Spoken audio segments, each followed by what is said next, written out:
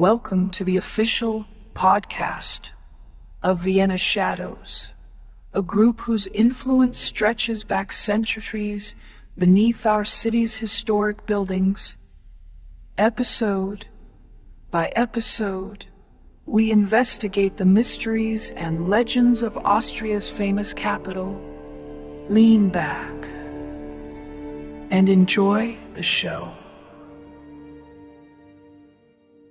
Ever get that feeling, the two things that seem totally different, like they have nothing to do with each other, might actually be connected somehow? Yeah, I know what you mean, like those weird coincidences that make you think, is there something more going on here? Exactly.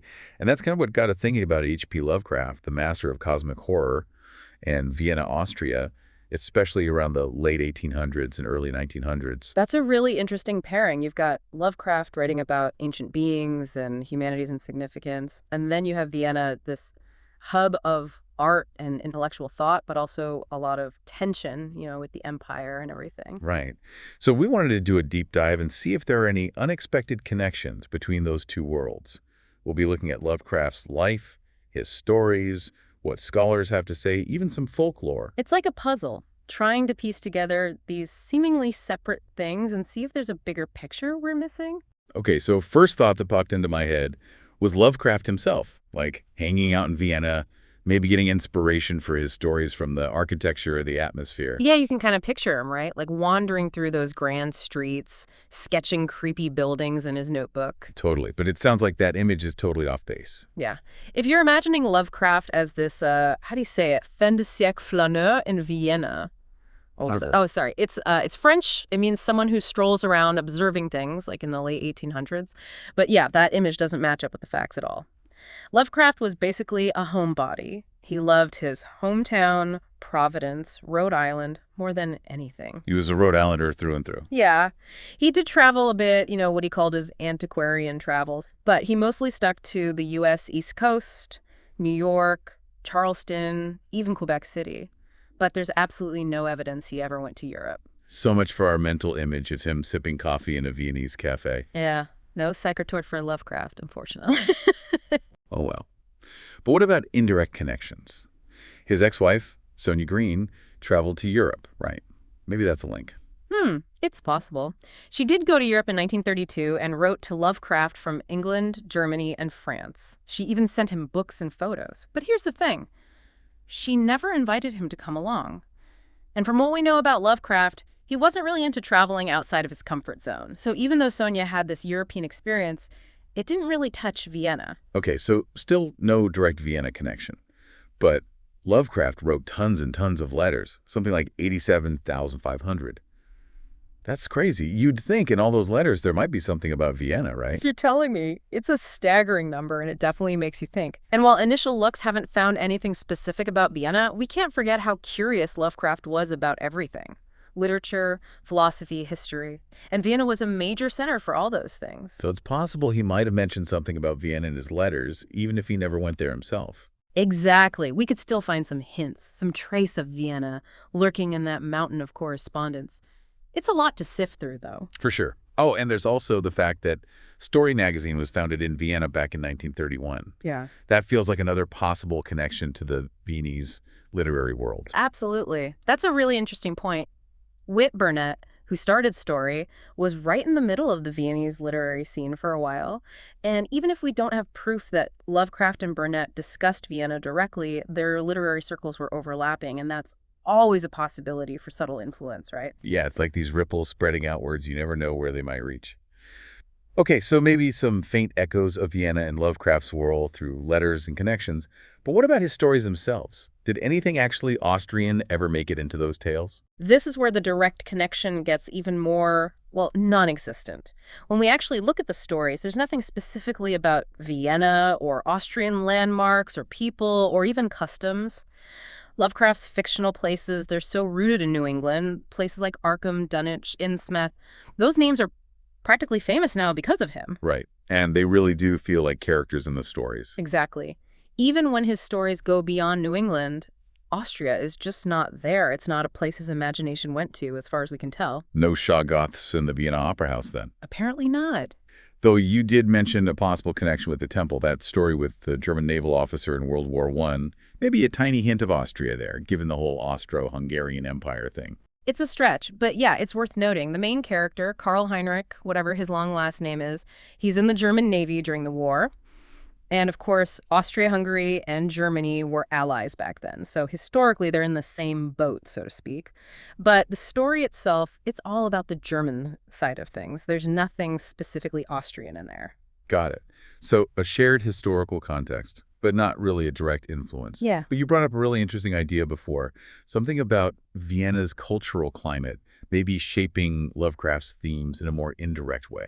Right, because even if Vienna doesn't show up in the stories directly, you have to remember what Vienna was like back then. It was this center of intellectual and artistic activity, but it was also a time of huge social and political change, which created a lot of anxiety. Yeah, like the whole empire was starting to crumble. Exactly. And that feeling, that sense of things falling apart, it definitely echoes some of the big themes in Lovecraft's work. The fragility of reason, civilizations collapsing, the fear of the unknown. Those are all big in Lovecraft, and they were also big in Viennese modernism, the art and thought of that era. So even if they didn't directly influence each other, they were both tapping into this shared mood, this shared feeling of uncertainty. I think so, yeah. Like they were both responding to the same kind of anxieties about the modern world, even though they were coming from different places and different experiences. That makes sense. Okay, so what about the scholars who study Lovecraft? What do they have to say about all this? Have they found any Viennese connections? Well, based on what we've got, most of the scholarly work on Lovecraft focuses on the big ideas in his writing. Things like cosmicism, forbidden knowledge, going mad, and humanity's place in the universe or lack thereof. Right, like how insignificant we are compared to those ancient cosmic beings. Exactly. Scholars are really interested in the philosophical and literary influences behind those ideas. But so far, at least in the research we have here, there's not much specifically linking Lovecraft's work to Vienna. Okay. But you said earlier that Lovecraft is often considered a modernist writer, and Vienna was this hotbed of modernism. So maybe that's a connection scholars could explore further, even if Vienna isn't explicitly mentioned. Oh, absolutely. I think that's a really promising avenue. And it's important to be clear about what we mean by modernism here, because it has a specific meaning in this context. It's not just about being modern, right? It's about this whole shift in art and thought around the turn of the century, where artists and thinkers were rejecting traditional ideas and exploring new ways of seeing the world. Right, like a break from the past. Yeah, and Vienna was right at the heart of that. And a lot of the things that characterize modernism, this focus on the subconscious, the anxieties of modern life, those are also really prominent in Lovecraft's work. So there's definitely a shared intellectual space there. So maybe scholars haven't explicitly connected Lovecraft to Vienna yet, but the broader modernist link is there. I think that's a really important point. And there's another clue. We found an abstract for a book about Lovecraft in Germany, and that shows that scholars are looking at connections between Lovecraft and the German-speaking world. So it's not that far-fetched to think they might start looking more closely at Austria, too. Right. Okay, let's move on to something else. Folklore and mythology. Lovecraft was famously inspired by folklore and myths. So could there be any Austrian legends or historical events that he drew from for his stories?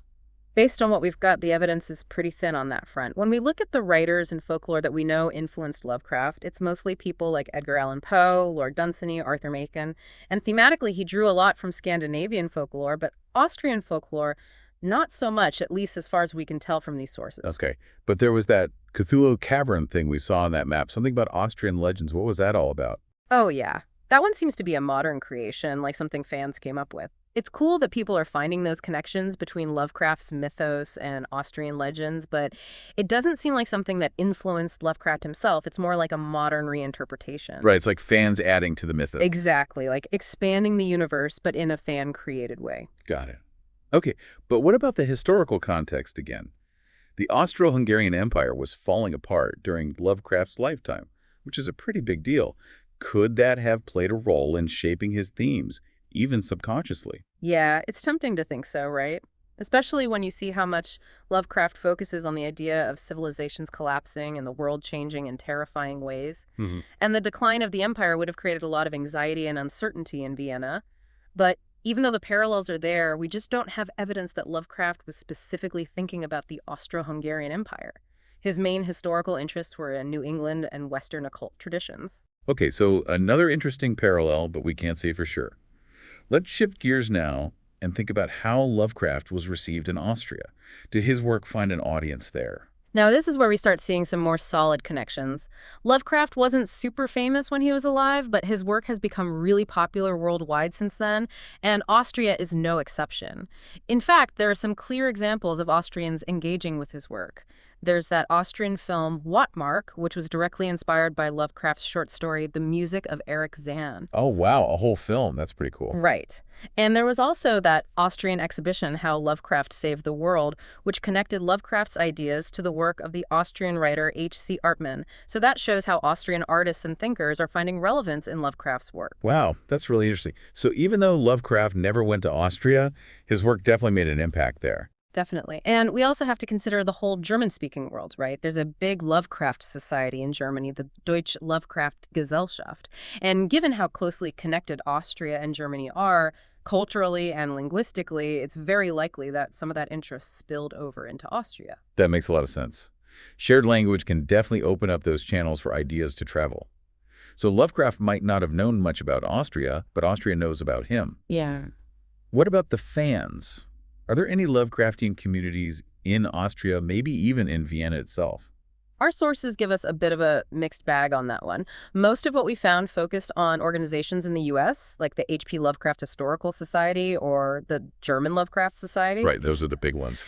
We did find evidence of organized Lovecraftian activity in Vienna itself. There was a conference there in 2021 called Proliferations of Lovecraft, which is a pretty strong sign of local interest.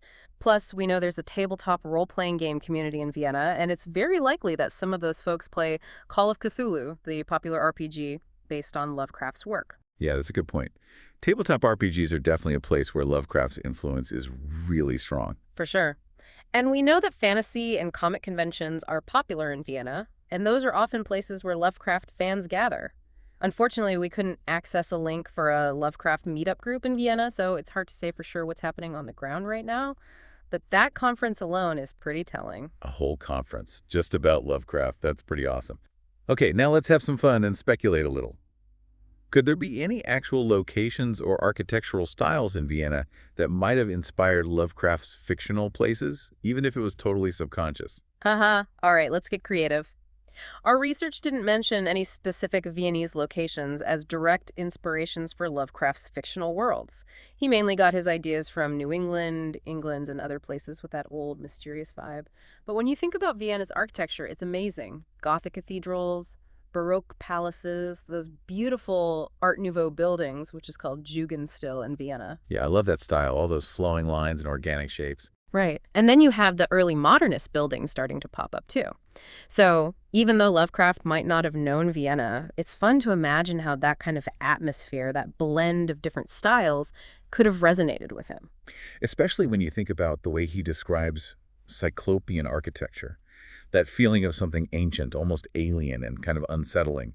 Vienna has some pretty impressive buildings that could evoke that feeling, right? Definitely. Now, the typical Viennese architecture might not be exactly what Lovecraft describes as cyclopean, but I can see the similarities in the atmosphere. Right. Like if you walk through those older districts in Vienna with those narrow cobblestone streets, the historic churches, the big imposing buildings, it could definitely feel like you've stepped into a Lovecraft story. Yeah, there's a definite sense of history there, maybe even a bit of creepiness if you let your imagination run wild. Yeah. Exactly. And that mix you often find in older cities, that contrast between grandeur and decay, that kind of fits with some of the unsettling moods you find in Lovecraft's work. Of course, this is all just us speculating. We don't have evidence that Lovecraft directly drew from Vienna for his fictional settings. It's more like maybe Vienna represents a type of place, a type of atmosphere that could have set into his imagination. Right. It's not about specific buildings, it's about the feeling. I think that's a really good way to put it. Okay, so this brings us to what feels like the strongest connection. The thematic similarities between Lovecraft and what was happening in Vienna intellectually and artistically, especially during the Vienna modernism period. Yeah, this is where it gets really interesting. Remember what Vienna was like in the late 1800s and early 1900s, that period known as the Wiener Modern?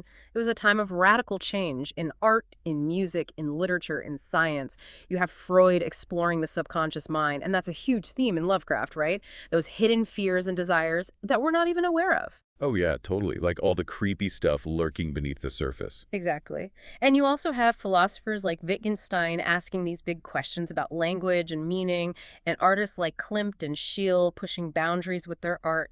Writers like Schnitzler and Musil were exploring the complexities of modern life and the human psyche. It was like this explosion of new ideas. Right. And all these different fields were connected by a few key themes. The importance of the inner world, the questioning of identity and reality, the anxieties of modern society, and even the decline of the empire, which created a sense of unease and uncertainty. And those are all things that Lovecraft was writing about too. The fragility of sanity, the terror of the unknown, the feeling that we're just tiny, insignificant creatures in this vast, indifferent universe. Exactly. Those themes are at the heart of his work, and they really resonate with what was happening in Vienna at the time. Even the idea of the grotesque, which is really important in both Lovecraft and Vienna modernism, shows how they were both drawn to the disturbing and the uncanny. So they might not have been directly connected, but they were both grappling with the same kinds of questions and anxieties about the world. Exactly. And that fin de siècle atmosphere in Vienna, that blend of grandeur and decay, that sense of an old world order fading away, that must have resonated with Lovecraft's own sense of unease. So while their specific philosophies might have been different, they were both products of their time, a time that was full of uncertainty and questioning. I think that's something to keep in mind as you think about the connections between Lovecraft and Vienna, right? It's not always about direct links, but about these shared intellectual and cultural currents that shape the way we see the world. Yeah, that makes a lot of sense. So to sum it all up, it seems like our deep dive has uncovered a really nuanced relationship between Lovecraft and Vienna. It's not a simple, straightforward connection. Exactly. It's more about the echoes and resonances than direct influences. Right. We haven't found any proof that Lovecraft ever visited Vienna, and Vienna doesn't show up in his stories directly. And that's fine. Those kinds of concrete connections are interesting, but I think the more subtle connections we've explored are even more fascinating, don't you think? I totally agree. And what's really cool is that we see how Lovecraft's work has been received in Austria with that film adaptation and that exhibition that connected his work to another Austrian writer. So even though he didn't directly engage with Vienna, Vienna has definitely engaged with him. And that shows the power of ideas, right? How they can travel across time and space and find new meaning in different contexts. Absolutely. And even though we can't say for sure if any specific locations of Vienna inspired Lovecraft's stories, it's fun to think about how that city, with its unique history and atmosphere, might have resonated with his imagination. It's all about those subtle influences, the things that we might not even be consciously aware of. And I think that leads us to our final thought, something for everyone listening to chew on. We've talked a lot about the intellectual climate of Vienna during Lovecraft's lifetime, this period of intense change and uncertainty. So here's the question. Could that kind of atmosphere, those anxieties and ideas swirling around in a place like Vienna, have contributed to a broader cultural shift that influenced a lot of artists and thinkers, including Lovecraft, even if they weren't directly connected? That's a really interesting question. Like, were they all tapping into something bigger than themselves, something in the air, so to speak? Exactly. It makes you wonder about the hidden connections between people, places, and ideas. And maybe, just maybe, those unseen forces are even more powerful and more terrifying than anything Lovecraft could have imagined. Okay, now that is a truly Lovecraftian thought to end on. This concludes today's investigation. If you have any information about anomalies or historical records relating to the Vienna shadows, contact us through secure channels only. Until next time, stay vigilant. This is the podcast team of Vienna Shadows. Signing off.